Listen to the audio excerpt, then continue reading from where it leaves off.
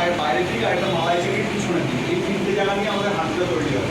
Hip joint যেরকম একটাই joint, একটাই বল অ্যান্ড সকেট জয়েন্ট, নি জয়েন্টে তিনটে পার্ট থাকে, ভিতরের দিক, বাইরের দিক আর মালাই চাকির নিচের জায়গা। তো এই তিনটে জায়গার মধ্যে যে কোনো জায়গায় খারাপ হতে পারে, একসাথে তিনটে জায়গা খারাপ হয় না, ঠিক আছে?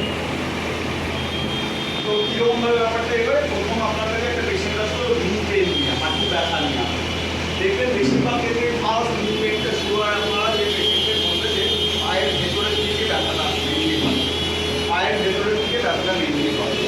এই অবস্থায় আপনার কাছে প্রথম আসলো, আপনি প্রথম চিকিৎসা শুরু করবেন, ফার্স্ট বলবেন যে রেস্ট, মাটিতে বসা, সিট করা, দৌড়ানো, ওঠানামা করা, এগুলো যতটা সম্ভব কম করা বা রেস্টে থাকা। নেক্সট কি, আইস কম্প্রেশন, কোনো মালিশ, তেল, জেল কিচ্ছু না, জাস্ট সিম্পল আইস, একটা কাপড় প্লাস্টিকে জড়িয়ে আইস অ্যাপ্লাই করতে পারে।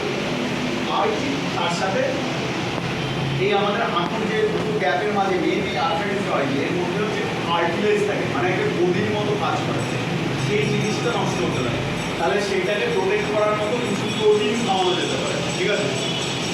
আর তার সাথে কি ইনিশিয়াল ব্যথার ওষুধ দিতে পারি, ব্যথা কমানো।